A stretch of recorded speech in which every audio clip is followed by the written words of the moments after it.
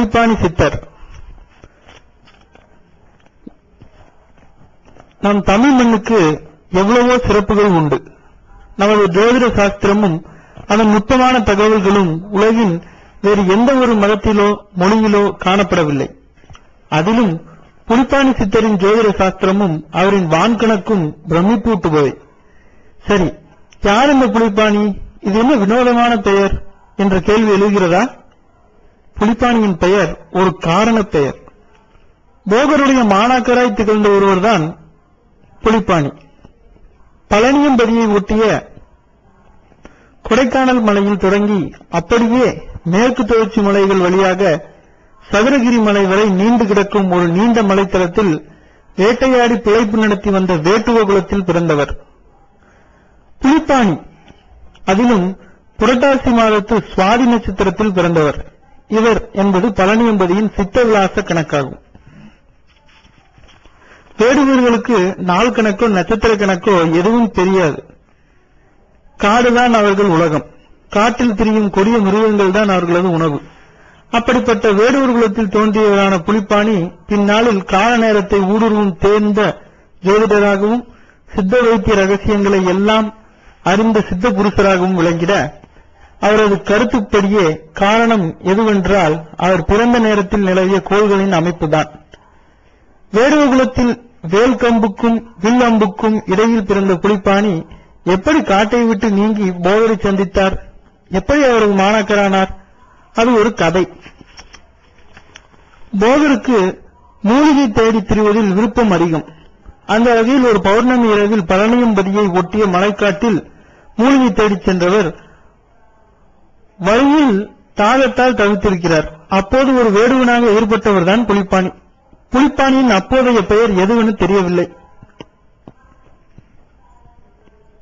புலிப்பாணியை கண்ட போகர் அவரிடம், அப்பா, நான் தாகத்தால் தவிக்கிறேன், இங்கே நீர்ச்சுனை எங்காவது உள்ளதா என்று கேட்க புலிப்பாணியின் திகைப்பு, சாமி, சுனை எதுவும் பக்கமாய் இல்லை, தூரமாகத்தான் போய் வரணும், அப்படி கொண்டு வரவும் ஏனம் பாத்திரம் எதுவும் இல்லீங்களே என்று கூற போகருக்கு மயக்கமே வந்துவிட்டது. அது புலிப்பாணியை பரிதாபப்பட வைக்க உடனேயே போகருக்கு தாக சாந்தி செய்ய தயாரானார். அதன் நிமித்தம் வேகமாய் ஓடிய ஒரு பள்ளத்தில் விழுந்து காலை ஒடித்துக் கொள்ள அவரது நீர் வேட்டையிலும் ஒரு தடை. இருப்பினும் அயராத புலிப்பாணி அச்சமயத்தில் அப்பக்கமாய் வந்த புலி ஒன்றை தன் பார்வையாலேயே வசீகரித்து அதன் மேல் ஏறி அமர்ந்திட அது அவரை சுமந்து கொண்டு சுனைக்கு சென்றது. இரு கைகளையும் கோர்த்து குவளை போல் ஆக்கி அதை நீரில் முக்கி ஒரு குடுக்கைக்குள் நீரை முகந்து எடுத்து செல்வது போல் நீரை அடக்கிக் கொண்டு அந்த புலி மேல் அமர்ந்தபடியே மயங்கி கிடந்த போகர் இருக்கும் இடம் வரை வந்து முதலில் மயக்கம் தெளிவித்து பின் திரும்பச் சென்று அதே போல நீரை முகந்து வந்து அவர் தாகத்தை தணிவித்தார். தாகம் தீர்த்த ஒரு கொடிய புலியை பயன்படுத்திய அவரது வீரமும் விவேகமும் போகரை வெகுவாக கவர்ந்துவிட்டது. அன்று முதல்தான் அந்த வேடுவன் புலிப்பாணி ஆனான்.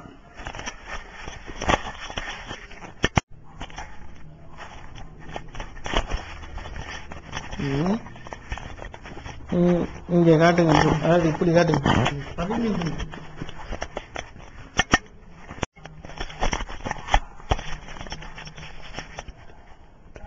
வேங்கை புலியையே ஆட்டுவிக்கும் முன்னால் வேறு எதைத்தான் ஆட்டுவிக்க இயலாது என்று கேட்டு அன்று முதல் போகர் புலிப்பாணியை தன் சீரராக ஏற்றுக்கொண்டார் என்பர்.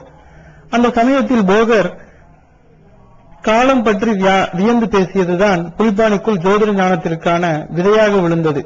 வேடுவனே, இன்று முதல் நீ எல்வரை வேடுவன் இல்லை, அந்த பழனிமலை மேல் தண்டமுடன் நிற்பவன். தண்டபாணி என்றால் என் எதிரில் இந்த குன்றின் மேல் புலியுடன் நிற்கும் நீ ஒரு புலிப்பாணி. என் தாகத்தை தீர்த்தமையால் நீ உயிர் தந்த கடவுளாகவும் ஆகின்றாய். உரிய காலத்தில் நீ செய்த உதவி என்னை உயிர்ப்பித்தது. அதே காலம்தான் உன்னை எனக்கு அறிமுகமும் செய்தது. எனது காலமும் நற்காலம், அதனால்தான் நான் உன்னை கண்டேன் என்று போகர் பேசியதில் புலிப்பாணியின் மனது விழுந்துவிட்டது. ஒருவரை ஒருவர் சந்தித்துக் கொள்வதற்கும் காலத்திற்கும் என்ன சம்பந்தம்? காலத்தில் நல்ல காலம் தீய காலம் என்றெல்லாம் உள்ளனவா? என்ன? புலிப்பாணிக்குள் ஆய்வு தொடங்கிவிட்டது. அதன் பின் கேள்விகள் கேள்விகள் கேள்விகள் தான். வரிசையாக அவைகளுக்கு விடைகளும் கிடைக்கலாயிற்று. பூமி உருண்டையாக இருக்கிறது, அது சுழன்று கொண்டும் இருக்கிறது. அந்த சுழற்சியும் ஒரு குறிப்பிட்ட வேகத்தில் இருக்கிறது. இதனால் இரவும் பகலும் சம அளவு காலகதி அடைகிறது. இரவுக்கும் பகலுக்குமான காலகதியும் பூமி உருண்டையில் நிலப்பரப்பு மாறுகிறது. ஆயினும் பூமியின் மையத்தில் பூமத்திய ரேகையை ஒட்டி பாரத தேசமும் குறிப்பாக பழனியம்பதியும் இருக்கிறது. எனவே இங்கே இரவு பகல் சமமாக பகிர்வாகிறது. அதே சமயம் பகல் பொழுதுகளில் அது எந்த பகல் பொழுது என்பதற்கான உத்தராயண தட்சிணாயன காலகதியில் சூரியன் தோன்றி மறையும் விதங்கள் அடையாளங்களாய் உள்ளன.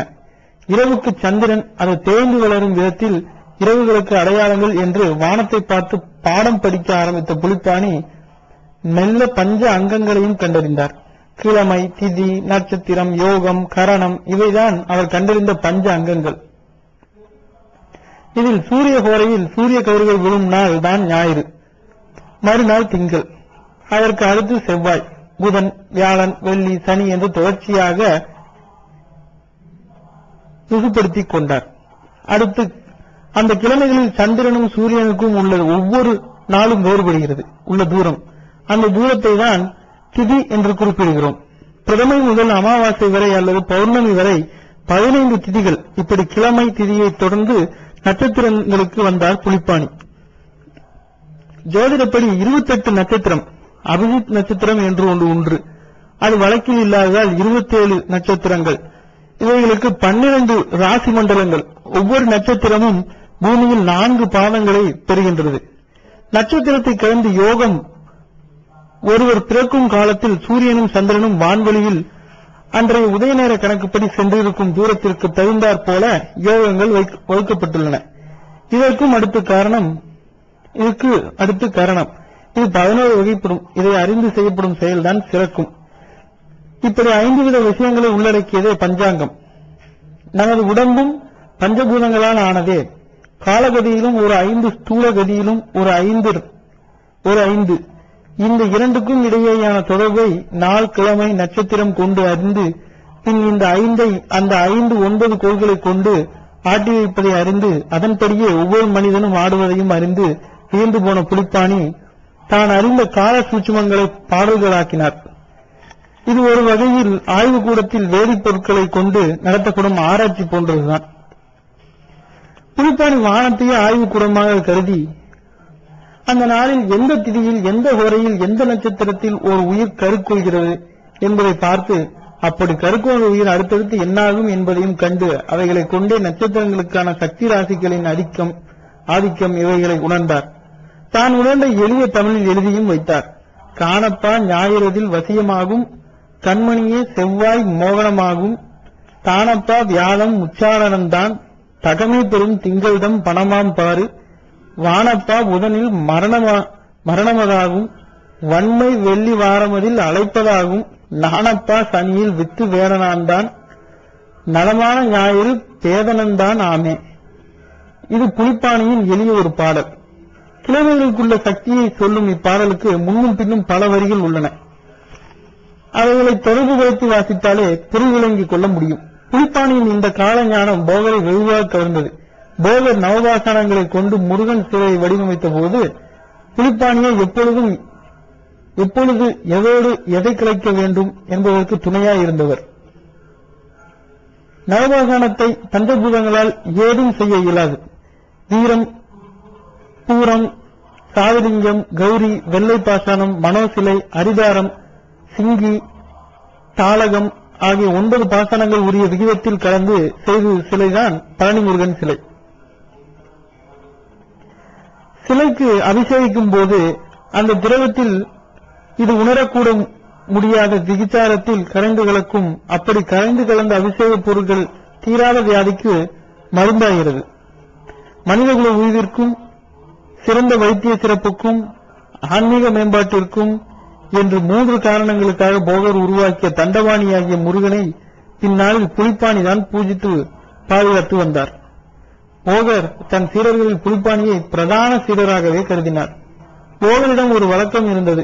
அவ்வப்போது ஆதாய மார்க்கமாக சீன நாட்டிற்கு சென்று விடுவதுதான் அது. போகரை சீனர் என்பவரும் உண்டர்.